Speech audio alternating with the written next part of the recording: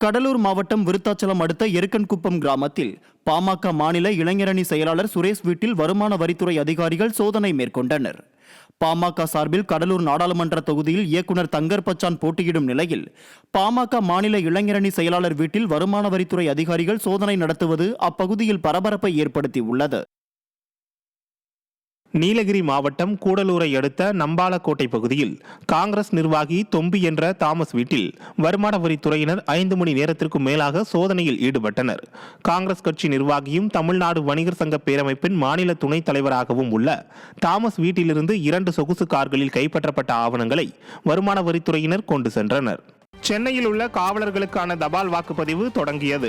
சென்னை மாவட்டத்திற்குட்பட்ட 3 தேர்தல் நடத்தும் அலுவலர்களின் அலுவலகத்தில் அமைக்கப்பட்டுள்ள சிறப்பு தபால் வாக்குச்சாவடிகளில் இன்று முதல் 13ஆம் தேதி வரை காலை 9 மணி முதல் மாலை 5 மணி வரை தபால் வாக்குகள் பெறப்படும் என அறிவிக்கப்பட்டுள்ளது. தபால் வாக்குகளுக்கு தகுதியுள்ள போலீசார் தகுந்த ஆவணங்கள் மற்றும் காவலர் அடையாள அட்டையுடன் சென்று வாக்களிக்க வேண்டும் எனவும் அறிவிக்கப்பட்டுள்ளது. திருவாரூர் அருகே வெவ்வேறு பகுதிகளில் நடைபெற்ற வாகன சோதனையில் உரிய ஆவணங்களின்றி எடுத்துச் செல்லப்பட்ட சுமார் 3,16,070 ரூபாயை தேர்தல் பறக்கும் படையினர் பறிமுதல் செய்தனர்.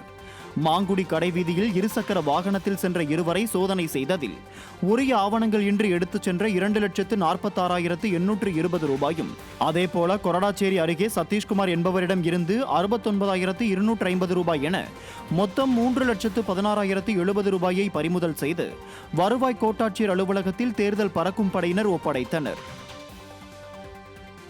புதுக்கோட்டையில் வாக்கு சேகரிக்க சென்ற காங்கிரஸ் வேட்பாளருக்கு எதிராக கேள்வி எழுப்பிய நபர் தாக்கப்பட்டதாக குற்றச்சாட்டு எழுந்துள்ளது.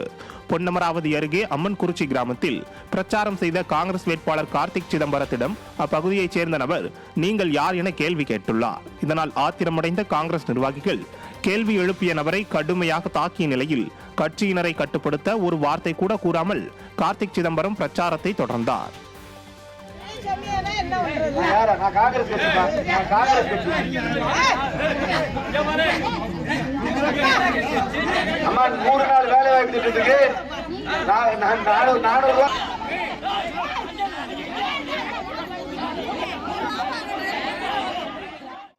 கடலூர் அருகே திருமாவளவன் பங்கேற்ற பிரச்சாரத்தில் விசிக தொண்டர்கள் மாறி மாறி தாக்கிக் கொண்டதால் பரபரப்பு ஏற்பட்டது.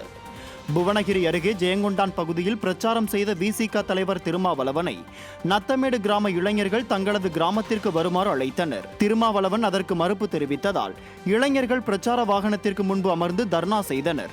இதனால் நத்தமேடு கிராம இளைஞர்கள் மற்றும் விசிக தொண்டர்கள் மோதலில் ஈடுபட்ட நிலையில் போலீசார் தடியடி நடத்தி கூட்டத்தை கலைத்தனர்.